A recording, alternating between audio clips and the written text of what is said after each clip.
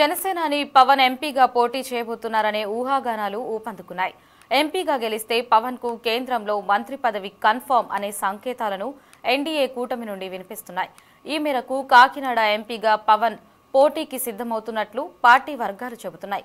అయితే ఎమ్మెల్యేతో పాటు ఎంపీగా పోటీ చేస్తే ఎలా ఉంటుందనే అంశంపై జనసేనాని సమాలోచనలు చేస్తున్నారు. 2 స్థానాలలో పోటీకి నిలబడితే ప్రజలకు తప్పుడు సంకేతాలు వెళ్తాయని కొంతమంది పవన్ కు హితబోధ చేస్తున్నారట. కానీ పవన్ ఎలాంటి నిర్ణయం తీసుకుంటారనే అంశంపై మాత్రం ఉత్కంఠ కొనసాగుతోంది.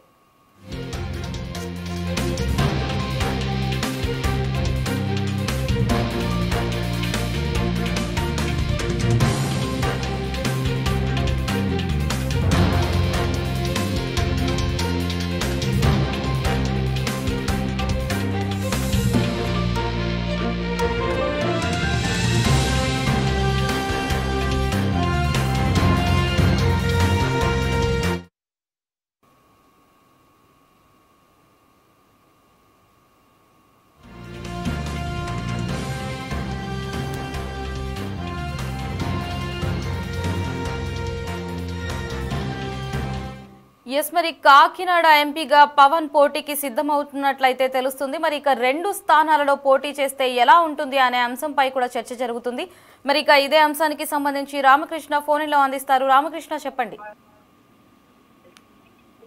హలో. ఎస్ రామకృష్ణ.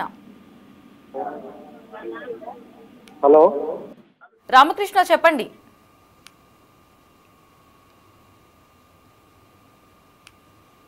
అధినేత పవన్ కళ్యాణ్ ఈసారి పార్లమెంటు అభ్యర్థిగా బరిలోకి దిగబోతున్నారన్నటువంటి ప్రచారం అయితే జరుగుతోంది. ఎందుకంటే ప్రధానంగా ఆయన పాటు పిఠాపురం కొంతకాలంగా కూడా ప్రచారం జరుగుతోంది. ఇప్పటికే భీమవరంలో ఆయన ఇటీవల పర్యటన కూడా చేశారు. అక్కడ స్థానికంగా ఇల్లు కూడా ఒకటి తీసుకోవాలన్నటువంటి ఆలోచనతో పవన్ కళ్యాణ్ ఉన్నారన్నటువంటి వార్తలు అయితే బలంగా వినిపించాయి.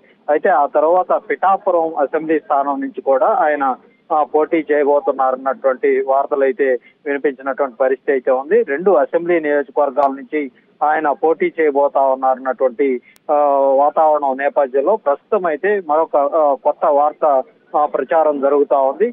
పవన్ కళ్యాణ్ కాకినాడ పార్లమెంటు స్థానం నుంచి ఎంపీ అభ్యర్థిగా బరిలోకి దిగబోతున్నారన్నటువంటి వార్తలు అయితే వినిపిస్తా ఉన్నాయి. ఆయన పార్లమెంటుకు మరోవైపు అసెంబ్లీకి ఒక పార్లమెంటు స్థానం నుంచి ఒక అసెంబ్లీ స్థానం నుంచి రెండింటి నుంచి కూడా ఆయన పోటీ చేయబోతా ఉన్నారు. పార్లమెంటు నుంచి గెలుపొందిన తర్వాత ఆయన కేంద్ర కేబినెట్ లో మంత్రిగా ఆయనకు మంత్రి పదవి లభించబోతున్నటువంటి వార్తలు అయితే వినిపిస్తా ఉన్నాయి.